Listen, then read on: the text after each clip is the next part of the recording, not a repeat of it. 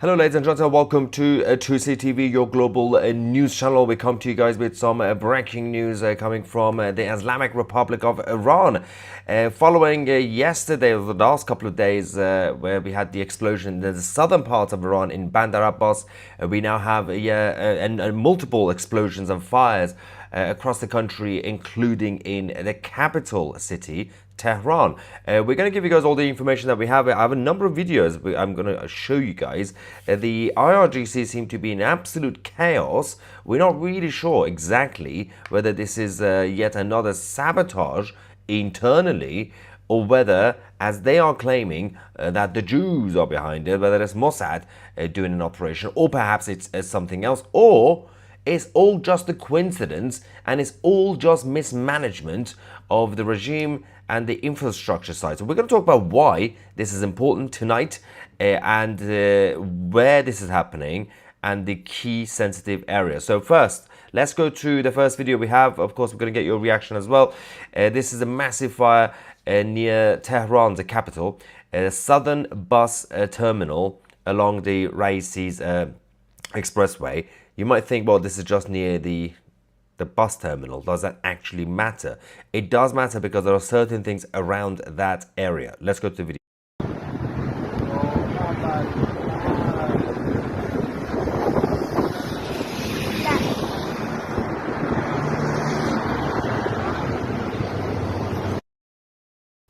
So that seems to be absolutely huge. And there were a number of explosions that were heard by the local residents, not just in the south of Tehran, but also in the eastern parts of Tehran as well. We're going to also give you an update on what's going on as we speak in the southern parts of Iran, Bandar Abbas, the port that had the initial explosion yesterday, because that's still escalating massively and seems to be completely out of control. We have another angle from tonight's explosion. We can show you. This is the southern part of Tehran.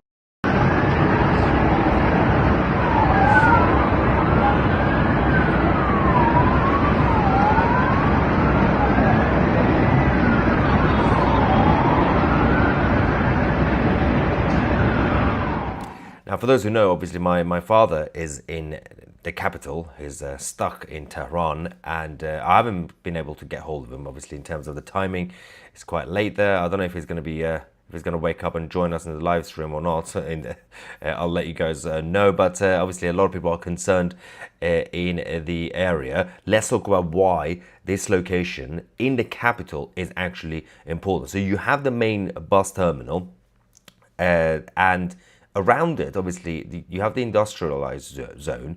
There's a lot of infrastructure around it, including the Shamsabad facilities, which obviously involves the oil and gas industry. So the massive oil and gas sites right there. There are a number of other things, including the IRGC, the Islamic Revolutionary Guard bases, and military. So you got the Parchin military nearby in the southeast of the central part of Tehran. It's supposed to be a secretive facility, essentially, which was linked to the Iranian nuclear program, by the way. Coincidentally, at least, let's just say, this base. There is also a Khojir military base. Now, Khojir military base is also associated with ballistic missile production and underground tunnel systems. This was also the site that was hit last year by the Israeli Air Force. If you guys remember, this was the place where they hit, same place. There's also the Islamic Revolutionary Guard Corps that have one of the headquarters, Sarallah headquarters, is right there where the fire is happening tonight, around the area. Again, in terms of the logistics for the IRGC, this seems to be quite sensitive. There's also, in terms of the rest of the infrastructure for the capital, Tehran, this area is important because of the water and groundwater and just water supply in general, which is linked to the Karaj River feeding water into the city. Now, the water system has not been affected by this, but we're just going through the list of the stuff that actually is present in that area. We also can show you yet another fire that's going on in the eastern parts of Tehran. This is in Tehran Pass.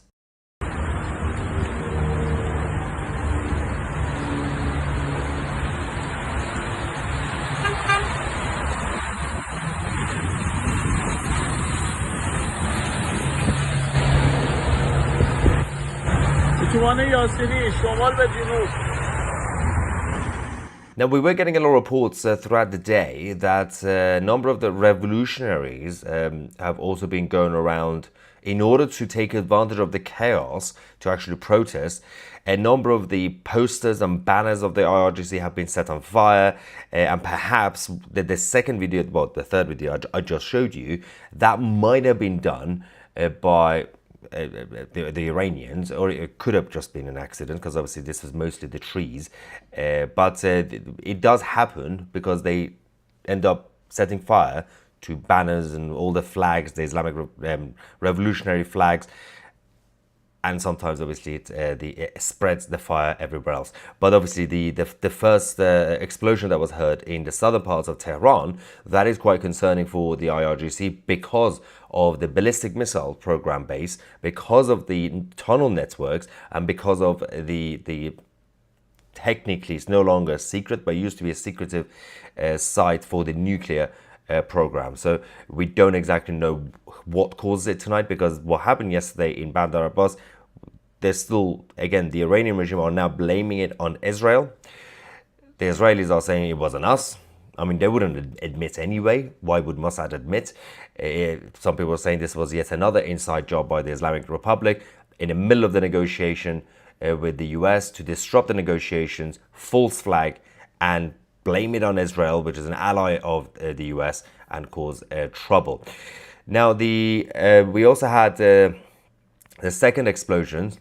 This was in the Shahid Ali Rajai port, which obviously in the southern parts of Iran. Things have kind of escalated with that fire as well. Let me just show you the latest video that we received. Actually, this is earlier today, as the fire that was supposed to calm down, it just got completely worse. Watch this. بینندگان عزیز و ارجمند خبرگزاری فارس، آتش تا حوالی ساعت 11:30 به میزان بسیار قابل توجهی مهار شده بود، اما به ناگاه با انفجار محدود چند کانتینر دوباره آتش سوزی در یال شرقی محل حضور ما شروع شده و شدتش هم بسیار زیاد هست، به طوری که بار دیگر حجم دود رو به میزان بسیار زیادی افزایش داده.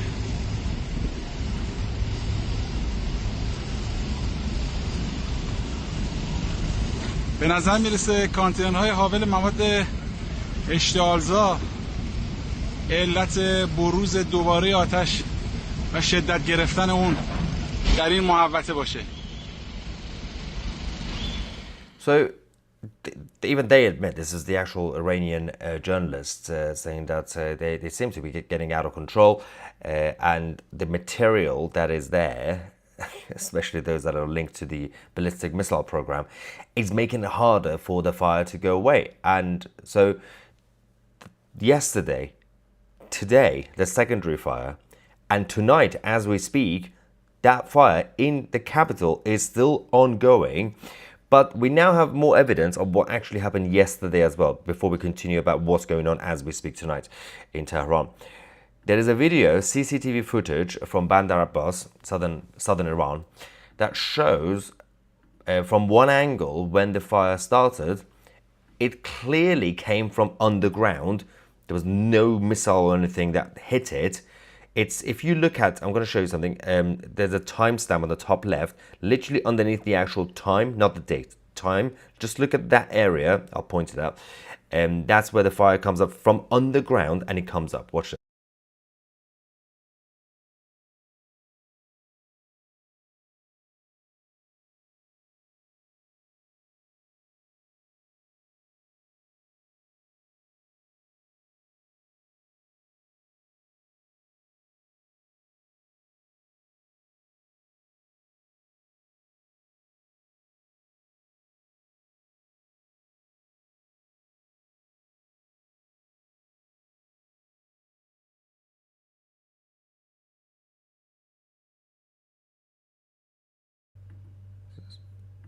So yeah, as you can see, it's this is where kind of it just started. The smoke started first because clearly the fire was already underground anyway, and now it's just going to escalate. And people, you can see people are still walking around. If there was anything that hit the site, the facilities, you would have already seen these people freaking out and running away. If, for example, some sort of drone or some sort of tiny missile or some sort of, I don't know, a bird from Mossad that was sent, then these guys would have already heard something. But the fire started, then the explosion happened here, right here. You can see. This is where it got out of control. Then people at the end are running. This guy is still standing here, like, what's going on? He's very chilled about it. I'm not really sure why. But yeah, and then from here, the whole thing got out of control. Clearly started from underground.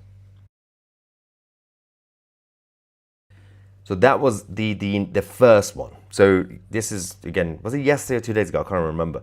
The first one was the actual underground explosion that happened underground. Then there was the actual secondary one. Then you had the third one, which was the fire escalating because of the material.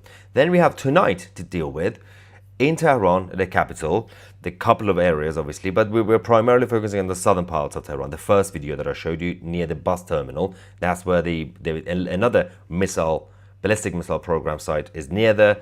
IRGC is based there, and also the so-called secretive site that was for the nuclear program.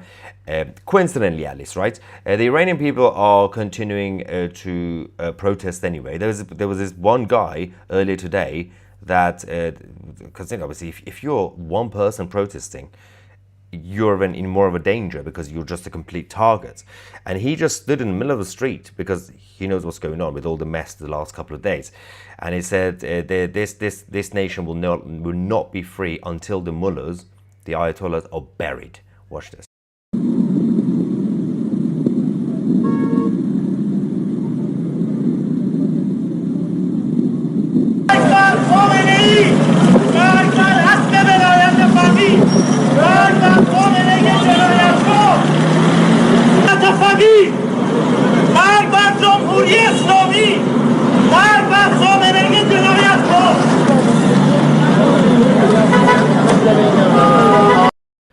Unfortunately, that man has now been arrested, and we don't exactly know what's going to happen to him. We tend to know what happens to these guys. They've taken him away, and it's highly likely that, unfortunately, he will no longer be seen. He will disappear, which is not good for him and all his family.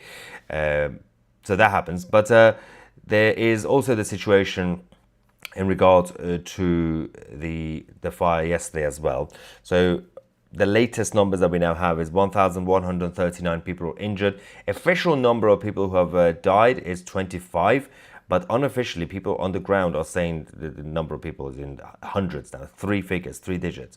But we have to wait for the actual official authorities in Iran to say what they believe what's going on. So obviously we also confirmed that the material for the ballistic missiles that escalated the actual fire, it all was shipped from China quite recently. Now the Iranian regime saying they are blaming Israel for this. We don't know what they're going to say about tonight's fire. But again, we're going to have to wait because they're going to change their mind. If you remember, yesterday they initially said nothing happened, then they said it was an accident, then they said it was the Jews. I don't know what's going to happen next. They are supposed to be attacking here. So we've been talking to people in Jerusalem, and we're going to go to Tel Aviv in a couple of days' time. People are prepared. Even the IDF saying, well, just in case the Iranian regime decide to go crazy, we have to be on standby. But earlier today, we were at the JNS conference in Jerusalem. We spoke to a number of good people, obviously also part of the IDF. The Prime Minister, Bibi Netanyahu, came and made a speech. He mentioned that, obviously, with his friendship with President Trump, they are very, very strong about the idea that the Iranian regime will not be able to enrich uranium. They're not going to get nuclear weapons. And Netanyahu today said at the conference that I was at, I'm going to show you the video, that he will stop the Iranian regime. He doesn't care what people say around the world, the international community. Watch the speech. The reason Iran doesn't have nuclear weapons is because successive governments under my prime ministership have led successive actions, which I won't discuss here with the same, forgive me, with the same detail over the years, and that set them back about 10 years from where they thought they'd be. 10 years ago, they already thought they'd have a nuclear arsenal. They don't, but we delayed them, but we didn't stop them. So they moved very far on enrichment. They're trying to move on weaponry. And the question is now what to do. Happily, we have a president in Washington who's committed, as he says, and as he said to me many times, including just recently, we can't allow Iran to have nuclear weapons. And I said, I absolutely believe that, devoted a good chunk of my life to prevent that. But there are two ways to do it. One is to get a deal that would prevent them from doing that by dismantling their nuclear infrastructure. You have to dismantle their nuclear infrastructure. And that means not that they will not enrich uranium, but that they will not have the capacity to enrich uranium, which means you destroy the centrifuges, you remove, of course, the nuclear material that is already enriched, and there are a few other things that you have to do, but that's the crux of it. The real deal that works is a deal which removes Iran's capacity to enrich uranium for nuclear weapons. Now, before we continue, it made a good point, obviously, there, but before we continue on the incident tonight, which again, obviously, the Iranian regime and the media are going to go and say it was an accident, then they're going to basically say nothing happened, and then they're going to change their mind again, as usual. Also, I just realized this went off, so that's great. I hope you can still see me, then how can I fix the lighting, guys? Okay, so the lighting is not really great. It's fine. But before we focus on that part, there was also, as part of the speech that we heard today in Jerusalem, Netanyahu also was talking about the pager operation. Let's quickly go to that, because he tells us a story about what happened with Hezbollah fighters. Watch this. In the third week, I think, of September, we learned that Hamas, or rather that Hezbollah had sent 3 beepers to be scanned in Iran. We had previously bombed a scanner they were going to bring in, so we got rid of that, and the guy who operates it. But now they had these, and you know, they have this minuscule amount of TNT, and when the Mossad guy showed it to me a few months earlier, he's giving me an update how many we've got inside, and I say, well, is that really going to do the job? I mean, how much TNT do you have there? And so he says, I don't know, nanograms, something like that. I said, what is that going to do? It's not going to do anything. He said, oh, no, it'll do it. Give me that. I take the beeper and I throw it on the wood paneling in my office, and it dented it. And I said, okay, go ahead. So now we're all set to go. But now it turns out that they're scanning this. And I learned it, and I was crazy. I said, what? Why didn't you tell me this? Well, it happened a few days ago. Well, how long does it take him to do this? It could take a day. I said, well, we have to do it right away. So the reason this speech is important about what happened with the pagers was at the time, just before the Hezbollah pagers went boom, boom, there were a lot of criticism on Israel saying, what is happening? I mean, the IDF are trying their best, but there's not much achievement. There's a lot of words, but Israel is not achieving much. Hezbollah is still a threat, and Hamas, Yahya Sinwar was still alive. And then all happened at the same time. You had Hassan Nasrallah, you had obviously the pagers first, then you had walkie-talkies, then Hassan Nasrallah, then Yahya Sinwar. The reason I say that is because right now it feels like there's a bit of a delay in any sort of response from the United States and Israel. The US, obviously, they are busy doing their negotiations, which is not going to get anywhere, we know that. Israel, Netanyahu makes a lot of speeches. He keeps saying, we're not going to allow Iran to have nuclear, everything else. But people are saying, well, is he going to do anything to stop it in self-defense? So I'm not saying, for example, just, what the Islamic Republic are saying is that what happened yesterday was Mossad Probably going to say what happened tonight is going to be Mossad as well. But I'm not saying it was, but you kind of wish that it was, because at least they're doing something, because it doesn't seem to be, nothing's happening right now, right? But don't forget, a few months ago, the pager operation was massive. And when it happened, people realized, oh, actually, things were happening behind the scenes. And you could make the same argument about President Trump and Netanyahu, both of them as allies, because people are saying, well, why is it that Trump's team are still talking to the Iranian regime? So they have to make it seem that, well, the American side are doing diplomacy. It's the Iranian regime who do not want peace, and they're going to walk away. So that's the only way you can actually see the situation. And then the rhetoric is quite clear, that if there is no deal, President Trump has not just given green light to Israel to do it. He said, I will lead it. We will dismantle the Iranian regime's nuclear facilities, whether voluntarily, like Libya, well, technically voluntarily, or we're going to have to go do something about it. Now, obviously, that's going to cause a lot of chaos there, but we'll have to wait. While we wait for some statements from the Iranian authorities and the media, let's get some reaction from you guys. Moshe Cohen from Israel, thank you for your super chat, saying, I knew that hummus, as in Hamas, was a bad idea. My thoughts went crazy. Yeah, exploded the whole country. Carter says, either Mossad was responsible or Iran messed up again major time. Either way, the mullahs are done. The thing is, there is a lot of mismanagement in Iran. A lot. They don't know how to do anything, the IRGC. But it seems quite convenient that multiple fires and explosions are happening within hours. So, and some could be a coincidence, some could be just mismanagement and accidents, but afterwards the rest could also be others taking advantage, or the regime realizing, oh, that was an interesting one, let's do an inside job, blame it on the Jews. So it could be multiple factors. Another super chat saying, free the Iranian women. Hello to SeaWorld. Thank you very much for your super chats. Let's get some non-super chats while we're here. Third night of explosions from underground. Well, the latest one, the fire from the bus terminal, near the bus terminal, doesn't seem to be from... There is a tunnel there. There is an IRGC tunnel. But we can't tell if the fire that we showed you the first video, if it actually came from underground. But we have not received any report of anybody, any eyewitness saying we heard a missile. So it's highly, highly, highly unlikely there was any sort of missile, anything hitting it. I mean, you never know. We haven't heard much. Someone would have said something.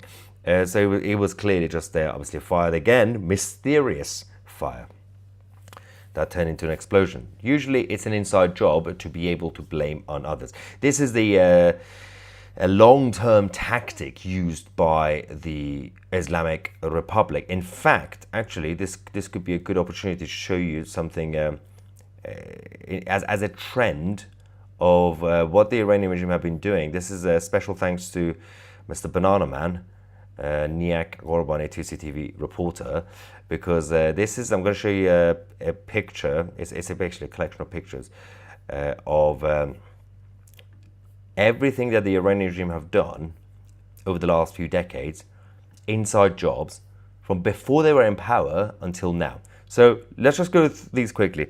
So you had the Flight 752. 2 missiles shot at a flight that was going to Ukraine, right? Actually, no, that was different. That was a different one. Sorry. And then you had the Tabas mine, deadly collapse at the mine. Workers were trapped, killed under the IRGC. But then you had the Plasco building. The fire and collapse killed dozens of people. This is again, the blame is on the IRGC. Metropole building, there was another tower collapse in Abadan. Then you had the Bandar Abbas explosion, which you know. You got the oil tanker. You had the Sharif University, Evin Prison, which is the one in the middle underneath the big fire. That one, again, inside job. During the uprising a couple of years ago, the Iranian regime did an inside job to set fire to the prison, to cause chaos, and then do a crackdown. Then you had many other, either incompetence, negligence, or on purpose. You had before the revolution, 1979, the Iranian regime, well, the Islamic occupiers before they became the regime, the terrorists locked ordinary Iranians inside a cinema Rex, locked the doors, set it on fire, blamed it on the Shah, blamed it on the government at the time.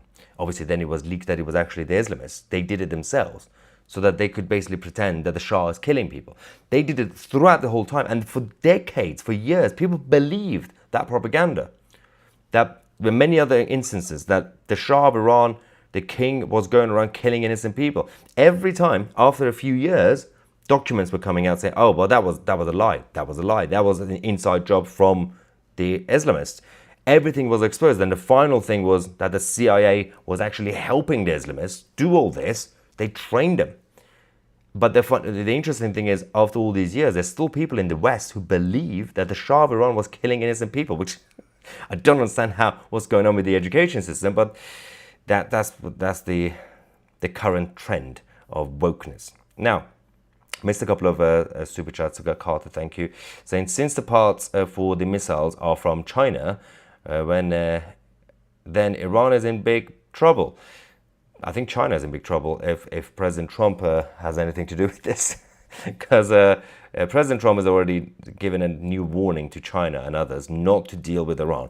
But we'll see what the White House would say about this.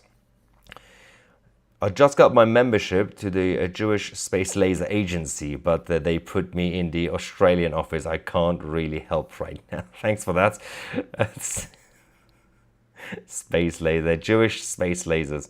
Heather, thank you for your super chat, saying prayers to you and your dad, Maya. Thank you very much. Yeah, I'm pretty sure he's fine because he's not in the southern parts of Tehran. And Luke says, Allah seems to send a great deal of misfortune to the mullahs. They should take a hint. Yeah, you would think. If they were smart enough. Let's get some non-super chats as well before I get more information for you. George says, right on top of the news as usual, Maya. I hope your family image... okay, I know you will not mention it as you are 100% committed to the news rather than your own family. We are right behind you, Maya. Thank you very much. Yeah, of course, the priority is right now to report this for you guys, get the information out there as soon as possible. The problem with this is that the IRGC changed the narrative so many times. So by the time you watch this tomorrow, the whole thing's going to completely change. Any statement from the Islamic Republic. Mark says, looks possible that a people's revolution has started. Maybe the end of days for the IRGC. The thing is, the collapse of the IRGC is not a matter of if, it's a matter of when. And there's no way they can go back to normal being a stable dictatorship. So there is no stability in this dictatorship right now. It's a complete mess. North Korea is more stable than this. I mean, literally. Grandma says, hey Maya, do you think the normal people of Iran are now going to get up in arms against the government and finally get rid of them? So the people in Iran they've been doing the uprising for a very long time. They don't have arms. That's the thing.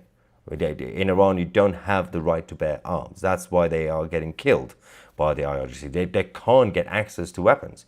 The IRGC, the Islamic occupiers have complete access to every single thing. And they're not going to allow civilians, many of them, to gain access to any sort of weapons. Now, every time, so it has happened, for example, in the past where the Iranians, when they are doing the uprising, for example, they go to a police station and they collect some of the guns to fight back, they immediately get destroyed by the whole of the IRGC Basiji military, essentially. They are the militias, the paramilitary, because you've got the official military, then you've got the IRGC side. There are people, especially the Kurds and around the border, who do have guns, and it's kind of like a semi-civil war situation ongoing on a regular basis with the regime, but it hasn't really reached Tehran, the capital, for example. They are completely defenseless, and the Iranian people are not revolutionary by nature, so they are completely on their own. There's no support from the outside world, but there are people who are supporting them, but not the governments. That's the thing. Keith says, Maya, you were right They ended up blaming Israel. I mean, that's usually the trend of what happens with anything that happens in Iran after a few hours or a couple of days. That's what happens. Timo says, good coverage of this incident, Maya. Thank you so much for that.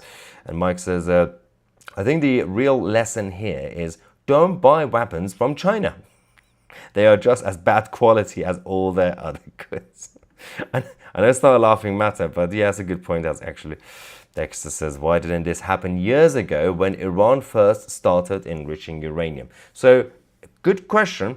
It has happened a few times, fires and things like that, because of incompetence when they were starting to build the facilities. But the timing and being repetitive over the last couple of days, multiple locations and different type of sites, again, as far as we know, it's just a coincidence. Officially speaking, it's just a coincidence. Someone said, new fire since yesterday. Yes, that's why in the title we said Tehran, the capital of Iran. The fire 2 days ago, yesterday, was in the southern parts of Iran, Bandar Abbas, the port. So this is obviously multiple different locations that we are having. There is a super sticker from Michael, thank you very much. Another one from Dave as well. And then let's just double check. I'm trying to see if there is any sort of update on this mess of a story. I think, yeah, we're still waiting for an official statement from the Islamic Republic. The problem is that they're all in bed. So, meanwhile, the Houthis are getting hammered, in case you didn't know. So that's also good news. There is yeah, no, we are just waiting to see what happens. So we'll take a break. We'll come back in a few hours tomorrow morning. Obviously, find out the reaction from the Islamic Republic and whether how many of the fires and explosions were accidents or mistakes or the Jews or inside job. Let me know what you think in the comment section. I'm Maya Tusi, and we are the media.